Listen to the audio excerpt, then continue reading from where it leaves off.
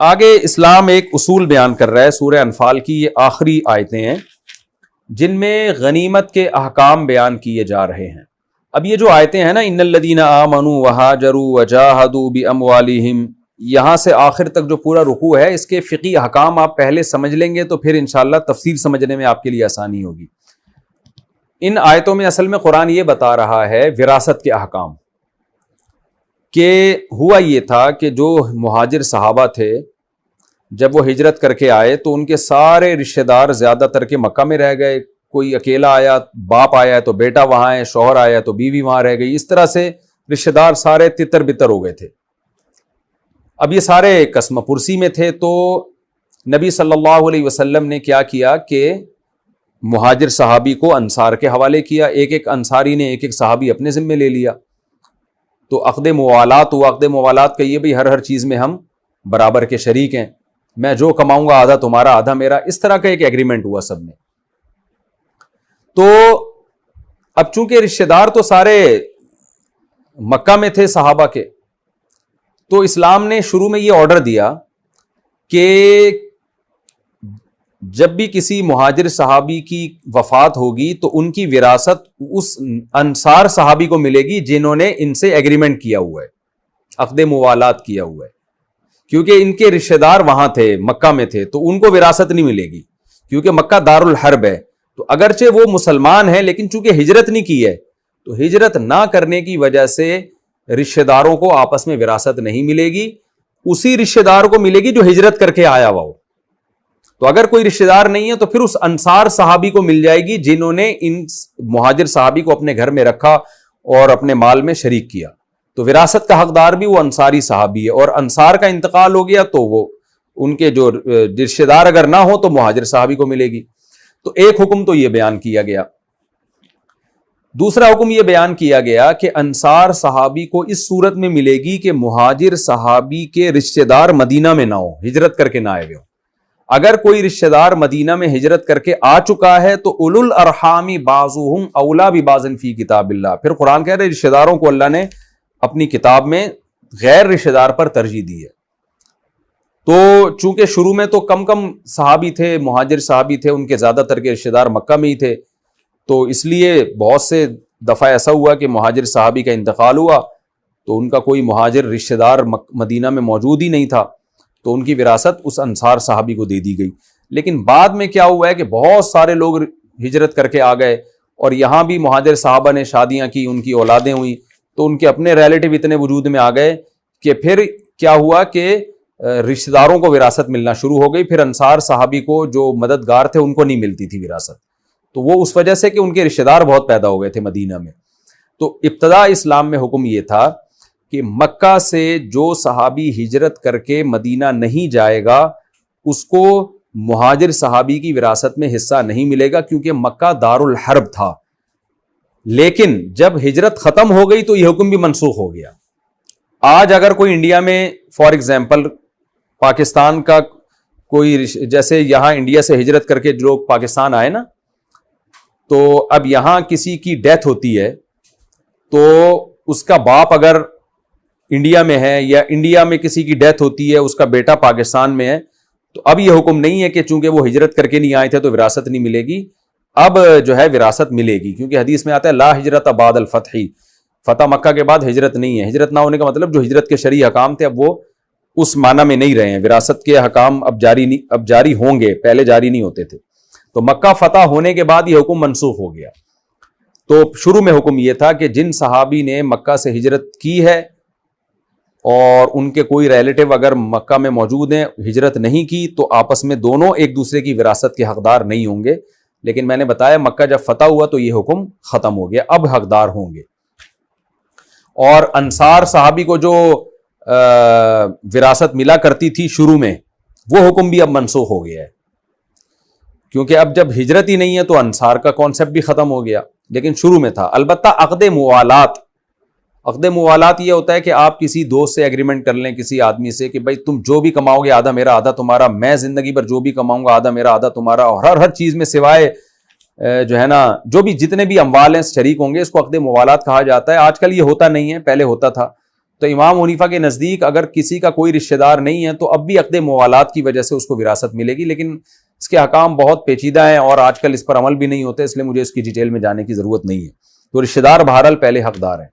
تو یہ کچھ احکام تھے جو قرآن نے بیان کیے۔ دوسرا فقہی مسئلہ یہ ہے کہ اسلام میں آرڈر یہ ہے کہ کافر کافر کی وراثت کا حقدار ہوتا ہے، مسلمان اور کافر ایک دوسرے کے وارث نہیں بنتے۔ مثال کے طور پر باپ عیسائی تھا، بیٹے نے اسلام قبول کر لیا، تو اب اس بیٹے کو اس عیسائی باپ کی وراثت نہیں ملے گی۔ یا خدا نخواستہ بیٹا مرتد ہو گیا، باپ مسلمان تھا، بیٹا عیسائی ہے، تو بیٹے کو بھی باپ کی وراثت نہیں ملے گی، یعنی مسلمان بھی کافر کا وارث نہیں بنے گا، کافر مسلمان کا وارث نہیں بنے گا۔ فقہاء نے مسئلہ بیان کیا ہے کہ اگر کوئی کسی عیسائی عورت سے شادی کرتا ہے، جیسے کہ اہل کتاب سے شادی کی اجازت ہے، تو نکاح تو جائز ہے، اولاد بھی حلال کہلائے گی وہ، لیکن اولاد مسلمان کہلائے گی۔ تو شوہر کے مرنے کے بعد بیوی کو وراثت میں حصہ نہیں ملے گا، اس بیوی کو، کیونکہ یہ عیسائی ہے۔ کافر اور مسلمان ایک دوسرے کے وارث نہیں بن سکتے۔ اسی طرح اگر اس کی عیسائی بیوی کا پہلے انتقال ہو گیا تو اس بیوی کی وراثت میں بھی شوہر کا حصہ نہیں ہے۔ تو یہ بھی یہاں پر بیان کیا گیا ہے۔ اب یہ فقہی حکام آپ نے سمجھ لی، اب انشاءاللہ آپ کو تفسیر سمجھنے میں آسانی ہوگی۔ قرآن کہہ رہے ہیں ان الذین آمنوا، بے شک وہ لوگ جو ایمان لائے اور ہجرت کی اور اللہ کے راستے میں جان اور مال کے ساتھ جہاد کیا۔ یہ جان اور مال کے ساتھ جہاد جو کیا نا، یہ ویسے ہی قرآن نے ذکر کر دیا، چونکہ ایمان لانے کے بعد جنہوں نے ہجرت کی تھی سبھی جہاد بھی کرتے تھے، لیکن حکم کا مدار اس پر نہیں ہے۔ جہاد نہ بھی کیا ہو تو بھی وراثت میں حقدار ہوں گے وہ، یہ ویسے ہی اللہ نے بیان کر دیا ان کی فضیلت بیان کرنے کے لیے۔ بے شک وہ لوگ جو ایمان لائے اور ہجرت کی اور اللہ کے راستے میں جان مال سے جہاد کیا۔ اسی طرح والذین آووا ونصروا، اور وہ لوگ جنہوں نے ان مہاجرین کو ٹھکانہ دیا اور ان کی مدد کی۔ اولئک بعضهم اولیاء بعض، یہ دونوں ایک دوسرے کے ولی ہیں، متولی ہیں، یعنی وارث ہیں، ان کو ایک دوسرے کی وراثت ملے گی۔ مہاجر کا انتقال ہوگا تو انصار کو وراثت ملے گی، انصاری کا انتقال ہوگا تو مہاجر کو وراثت ملے گی۔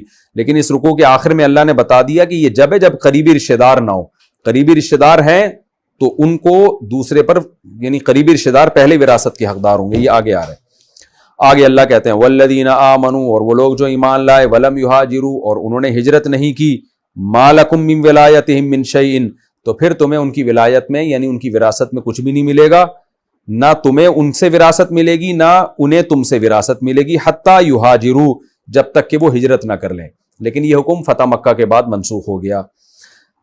قرآن کہہ رہا ہے وراثت میں تو ایک دوسرے کے حقدار نہیں ہوں گے، لیکن یہ نہیں کہ تمہارا ان سے تعلق ہی ختم ہو گیا، نہ نہ نہ نہ نہ۔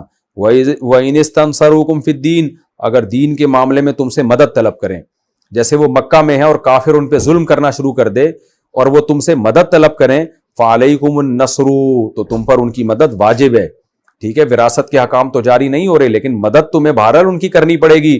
الا علی قوم، ہاں ایسی قوم کے خلاف تم مدد نہیں کر سکتے، بینکم و بینہم میثاق، کہ تمہارا اور ان کا ایگریمنٹ ہو آپس میں۔ تو ایگریمنٹ اگر ہے تو ظاہر ہے پھر تو نہیں مدد ہو سکتی، کیونکہ تم نے جنگ بندی کا ایگریمنٹ کیا ہوا۔ دیکھیں قرآن کیسے یعنی ایگریمنٹ کی پابندی کا حکم دیتا ہے۔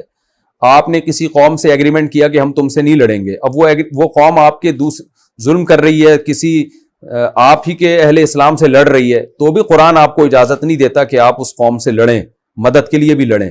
وجہ اس کی ہے کہ آپ کا جنگ بندی کا معاہدہ ہے۔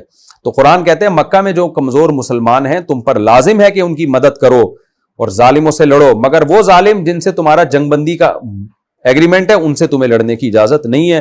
واللہ بما تعملون بصیر، جو کچھ تم کر رہے ہو اللہ وہ دیکھ رہا ہے۔ والذین کفروا بعضهم اولیاء بعض، اور جو کافر ہیں وہ ایک دوسرے کے ولی ہیں یعنی وارث ہیں، یعنی کافر کی وراثت کافر کو ملے گی، مسلمان کو نہیں ملے گی۔ آگے قرآن کہتا ہے الا تفعلوہ، اگر تم اس حکم پر عمل نہیں کرو گے، کیا مطلب الٹا پلٹا کرنا شروع کر دو گے، مسلمان مر رہا ہے اس کی وراثت کافر کو دے رہے ہو، کافر مر رہا ہے اس کی وراثت مسلمان کو دے رہے ہو صرف رشتہ داری کی بیس پہ، تو اس سے کیا ہوگا، زمین میں بہت بڑا فتنہ اور بہت بڑا فساد ہوگا۔ وہ فساد کیا ہے کہ اسلام اور کفر آپس میں مرج ہو جائیں گے۔ اسلام چاہتا ہے اسلام کا ایک الگ مسلمانوں کا تشخص ہو، کافر ایک الگ قوم سمجھی جائے۔ اتنی ہیومن رائٹس اور جو ہے نا انسانیت کو جوڑنے کی باتیں کرنا، اتنے براڈ مائنڈڈ بن جانا کہ اسلام اور کفر کا فرق ہی ختم ہو جائے، تو اس سے اسلام کمزور پڑے گا، اسلام کا تشخص ختم ہو جائے گا، اور جب اسلام کا تشخص ختم ہوگا تو اسلام کمزور ہوگا، اور اسلام کمزور ہونے سے زمین میں فساد پھیلے گا۔ اس لیے اللہ کہہ رہے ہیں کہ اتنا براڈ مائنڈڈ مت بنو کہ کافر مرنے کے بعد مسلمان کو وراثت مل رہی ہے، مسلمان کے مرنے کے بعد کافر کو وراثت مل رہی ہے۔ یہ بہت بڑے فساد اور فتنے کا ذریعہ بنے گی یہ چیز. اس لیے ایک لکیر بیچ میں ہونی چاہیے ایمان اور کفر میں. ٹھیک ہے وہ تمہارے رشتہ دار ہیں کافر, ان سے تم اچھا سلوک کرو جیسے کہ قرآن میں دوسرے مقام پر ہے, مگر اتنا ریزرو رہنا ضروری ہے, ان کو بتا دیا جائے بھائی مرنے کے بعد کوئی وراثت نہیں ہے, نہ ہماری تمہیں نہ تمہاری ہمیں. یہ اللہ نے صاف لفظوں میں آرڈر کر دیا. کافر ایک دوسرے کے وارث بنیں گے اور مسلمان ایک دوسرے کے وارث بنیں گے, مسلمان اور کافر ایک دوسرے کے وارث نہیں بن سکتے. آگے اللہ کہتے ہیں والذین آمنوا وہاجروا وجاہدوا فی سبیل اللہ, جو لوگ ایمان لائے, ہجرت کی اور اللہ کے راستے میں جہاد کیا, اور جن لوگوں نے والذین آووا ونصروا, جنہوں نے مدد کی اور ان کو سپورٹ کیا, اولئک هم المؤمنون حقا, یہی اصل میں کامل مومنین ہیں. یعنی ان کی فضیلت بیان کی جا رہی ہے کہ جو ہجرت نہیں کر رہے ان پر فضیلت ہے ان لوگوں کو جنہوں نے ہجرت کی. لہم مغفرۃ ورزق کریم, ان کے لیے مغفرت اور بہت عزت والی روزی ہے. والذین آمنوا من بعد, اور جو لوگ بعد میں ایمان لے آئے, ٹھیک ہے شروع میں نہیں لائے, بعد میں ایمان لے آئے اور ہجرت کی اور تمہارے ساتھ مل کے بعد میں انہوں نے جہاد کیا, فاولئک منکم, تو وہ بھی تمہیں میں سے ہیں, وراثت کے حکام میں وہ بھی تمہیں میں سے ہیں. ٹھیک ہے فضیلت کم ہے, لیکن ایسا اس بات کا خطرہ تھا نا کہ یہ کہا جا سکتا تھا کہ بھئی جنہوں نے شروع میں ہجرت کی ہے ان کو تو وراثت ملے گی رشتہ داروں میں سے, جو بعد میں ہجرت کر رہے ہیں ان کو نہیں ملے گی. اللہ کہتے ہیں ایسا نہیں ہے, جو بعد میں ہجرت کر رہے ہیں وہ بھی وراثت کے حقدار بن جائیں گے. لیکن میں نے بتایا یہ حکم منسوخ ہو گیا فتح مکہ کے بعد, اب ہجرت کریں نہ کریں ایک دوسرے کے وارث بہرحال بنیں گے. آگے اللہ فرماتے ہیں وَأُولُو الْأَرْحَامِ بَعْضُهُمْ أَوْلَىٰ بِبَعْضٍ فِي کتاب اللہ. ایک قاعدہ کلیہ یاد رکھو کہ وراثت کے معاملے میں رشتہ داروں کو غیر رشتہ داروں پر بہرحال فضیلت ہے. تو یہ جو انصار اور مہاجر ایک دوسرے کے والے وارث بن رہے ہیں, یہ جب ہے جب ان کے قریبی رشتہ دار موجود نہ ہوں, موجود ہوں گے تو وہ پہلے حقدار ہوں گے. ان اللہ بکل شیء علیم, اللہ ہر چیز کو جاننے والا ہے, اس لحاظ سے اس نے تمہیں احکام دیے. یہ ہمارا رکوع کمپلیٹ ہو گیا. جلدی میں اس کا خلاصہ علمی نقطے بیان کر دیتا ہوں, پھر ہماری سورہ انفال آج کے ایپیسوڈ میں ختم ہو جائے گی. پہلا تو حکم یہی ہے کہ نبی صلی اللہ علیہ وسلم کو بتایا جا رہا ہے کہ اے نبی, اگر یہ لوگ جو بدر کے قیدی جو اسلام قبول کر رہے ہیں تو آپ ان کے ظاہر کو دیکھیں, ان کے باطن کو نہ دیکھیں.